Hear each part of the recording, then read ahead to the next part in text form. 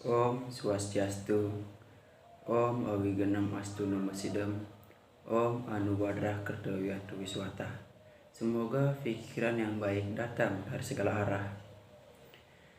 Perkenalkan, nama saya Ketut Siska Harajuriawan, mahasiswa Setah Batara Guru Kendari, Prodi Ilmu Komunikasi. Pada kesempatan ini, saya akan mempresentasikan tugas pengantar psikologi.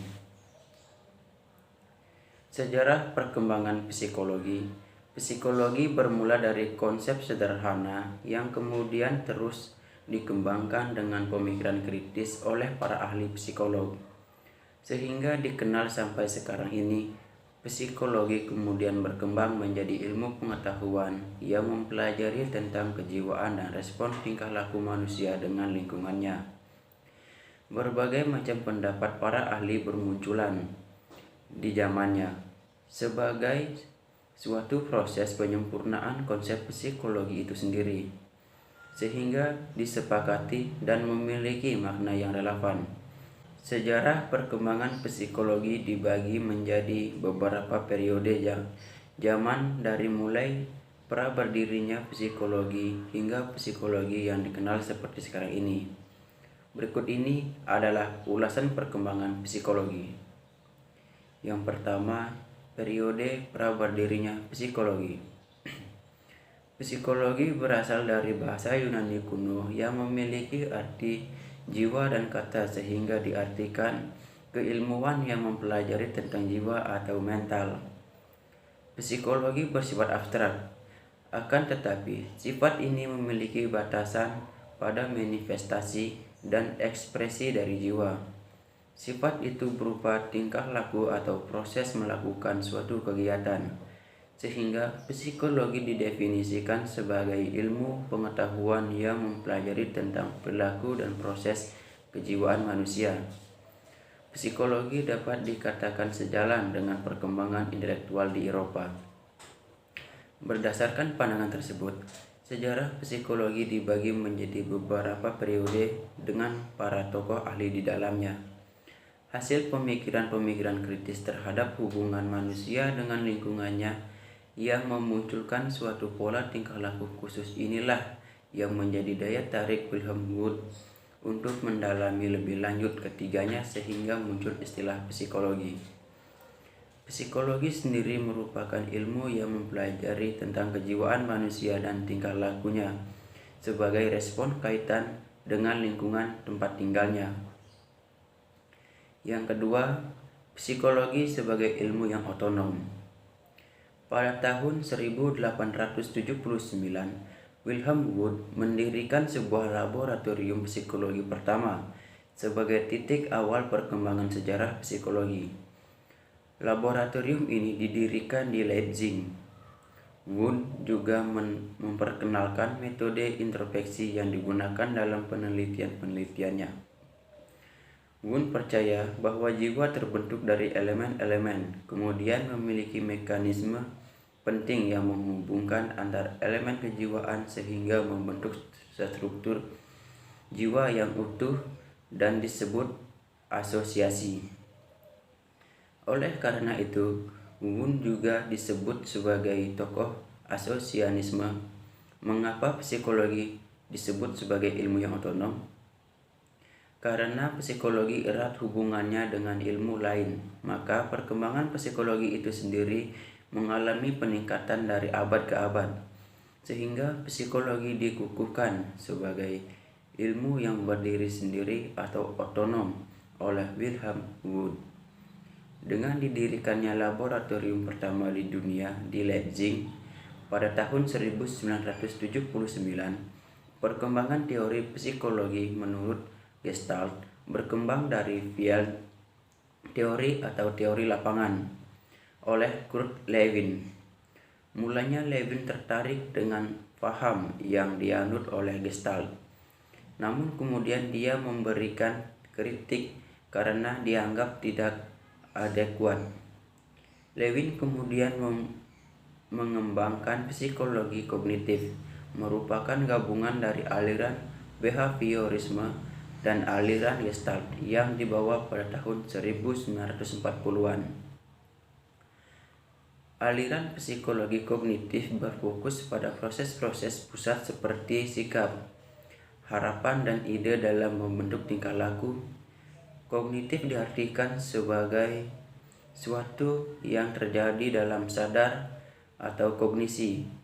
Salah satu tokoh psikologi kognitif antara lain adalah L. Vertinger. Psikoanalisa kemudian lahir membawa pengaruh yang besar dalam perkembangan psikologi hingga saat ini. Psikoanalisa menjelaskan hal-hal yang juga tidak tampak dari luar dan secara khusus berusaha menjelaskan apa yang ada di dalam kesadaran manusia. Yang ketiga, perkembangan psikologi modern.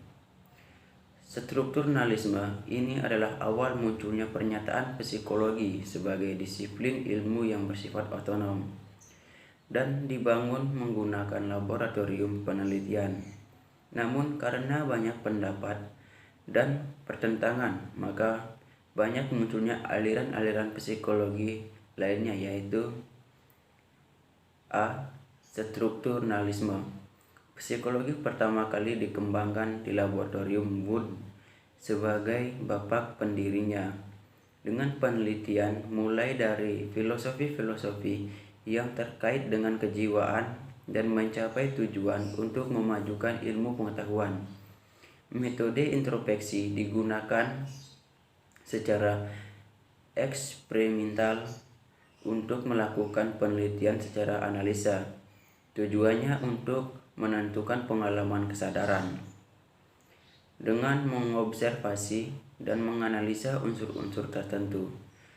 Strukturalisme ini mempelajari psikologi dari unsur-unsur yang sudah disusun. B. Fungsionalisme. Pelopor aliran fungsionalisme adalah William James. James beranggapan bahwa pendapat Wood keliru apabila percobaannya lebih berpusat pada penemuan struktur dan bukan kesadaran atau respon manusia. Aliran ini beranggapan bahwa kelangsungan hidup seseorang merupakan jiwa hubungan dengan lingkungannya. Secara dinamis, aliran ini juga merupakan proses mental terjadinya aktivitas psikologi tujuan dan fungsi. C. Behaviorisme. Behaviorisme masuk sebagai gerakan atau aliran psikologi yang kuat dan cukup berpengaruh. Pendiri aliran behaviorisme ini adalah Johann B. Watson. Aliran ini fokus pada gejala-gejala kesadaran atau di bawah alam sadar. Akan tetapi masih sama dengan tugas psikologi yang berusaha mengamati bentuk tingkah laku dan bagaimana tingkah laku manusia dikendalikan. B. F. Skinner menyatakan bahwa lingkungan merupakan kunci penyebab terbentuknya tingkah laku atau respon manusia. Untuk dapat memahami lebih dalam tentang manusia, maka kita perlu melihat lingkungan tempat manusia itu hidup. D. Gestalt psikologi. Aliran ini merupakan suatu bentuk pendapat yang terstruktur atau strukturalisme. Pemikiran Gestalt membentuk suatu pola atau dasar sebagai unit kesatuan, sedangkan alat yang mendasarinya adalah persepsi dari hasil pengamatan. E. Psikoanalisa. Aliran ini muncul pada tahun 1900-an. Psikologi dikembangkan awalnya dari dasar-dasar tinjauan klinis psikiatris dari aliran psikoanalisa. Psikoanalisa diawali oleh Sigmund Freud, seorang psikiater dari Australia. Pengobatan dilakukan untuk pasien dengan gangguan kejiwaan dan teori kepribadian itu muncul sebagai pendekatan psikoterapi dari berbagai pasien dengan gangguan mental yang berbeda. F. Humanistik psikologi. Aliran humanistik merupakan bantahan dari keturunan-keturunan yang ada di aliran behaviorisme dan psikoanalisa. Aliran humanistik ini didasarkan pada pengalaman masa lalu yang memiliki pengaruh pada pembentuk kepribadian manusia yang berbeda-beda. Keenam, aliran diuraikan menjadi konsep keilmuan psikologi yang menunjukkan perkembangan dalam mempelajari kejiwaan manusia. Tahapan perkembangan sejarah psikologi dimulai dari pra-psikologi, psikologi sebagai ilmu otonom, sampai pada psikologi modern yang sudah dikenal dan digunakan dalam memperbaiki keilmuan saat ini. Semua itu tidak lepas dari peran para tokoh-tokoh terdahulu. Maka begitu berartinya keilmuan psikologi modern yang digunakan saat ini. Dalam penerapannya, berkaitan dengan mempelajari kejiwaan manusia dan respon lingkungan serta tingkah laku sebagai efek dari kejiwaan tersebut. Manfaat mempelajari psikologi.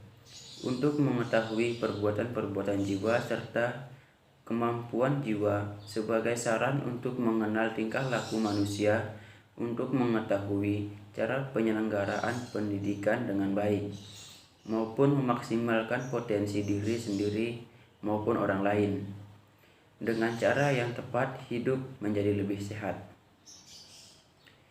Tujuan mempelajari psikologi: mengetahui perbuatan-perbuatan jiwa serta kemampuan jiwa sebagai saran untuk mengenal tingkah laku manusia, untuk memperoleh paham tentang gejala-gejala jiwa dan pengertian yang lebih baik tentang tingkah laku manusia. Yang kedua, pembahasan tentang pertanyaan yang membedakan antara psikologi, antropologi, dan sosiologi, yaitu sosiologi. Sosiologi lebih memfokuskan pada hal masyarakat serta interaksinya. Sedangkan antropologi lebih memfokuskan pada individu atau manusia itu sendiri. Dan psikologi lebih memfokuskan pada perilaku manusia, gabungan antara individu dan tubuh dan masyarakat. Yang ketiga, beberapa teori psikologi dan pendapat para ahli tentang psikologi. A. Teori kepribadian psikoanalisis. B. Teori sifat trait theories. C. Teori kepribadian behaviorisme. D. Teori psikologi humanistik. E. Teori psikologi kognitif. F. Teori belajar sosial. G. Teori psikodinamika. H. Teori behavioristik. Definisi psikologi menurut Kurt Koffka adalah studi ilmiah mengenai perilaku makhluk hidup dalam hubungan mereka dengan dunia luar. Sedangkan menurut pendapat dari Dr. Singgih Dirgagunarsa, definisi psikologi secara umum adalah ilmu yang mempelajari tingkah laku manusia. Yang keempat, bagaimana pula pendapat Anda tentang pengantar psikologi dan simpulkan. Psikologi merupakan disiplin ilmu yang mempelajari lebih dalam mengenai mental, pikiran, dan perilaku manusia. Disiplin ini meneliti alur pemikiran manusia dan sebagai alasan di balik perilaku dan tindakan. Psikologi ini juga bermanfaat untuk menyelesaikan masalah atau mencari solusi dalam serangkaian aktivitas manusia. Psikologi ini penting untuk meraih kesehatan mental dan kesejahteraan hidup secara keseluruhan. Jadi dapat disimpulkan, psikologi adalah ilmu yang mempelajari semua tingkah laku dan perbuatan individu tersebut dan tidak dapat dilepaskan dari lingkungannya. Yang kelima, angkat salah satu permasalahan yang erat kaitannya dengan pengantar psikologi sekaligus pemecahannya. Permasalahan hambatan belajar yakni sebanyak 25,8%. Proses belajar yang berubah dari tatap muka di sekolah menjadi belajar secara daring di rumah banyak membuat siswa dan orang tua stres. Dengan keluhan stres umum 23,9%, keluhan cemas 18,9%, gangguan cemas 8,8%. Untuk mengatasi keluhan ini, setiap orang dapat membiasakan diri belajar dan bekerja dari rumah, manfaatkan teknologi dengan baik, dan secara aktivitas selingan yang menyenangkan untuk menghilangkan stres. Yang keenam, menuliskan kata-kata penting atau istilah-istilah dalam psikologi abnormal. Tidak bias, luar bias, penyimpangan dari keadaan normal, khusus dianggap tidak bias, luar biasa, tidak biasa, luar biasa, penyimpangan dari keadaan normal, kasus-kasus dianggap tidak normal bila berada di bawah atau di atas rata-rata, kurang atau lebih dari biasa. Absenteisme,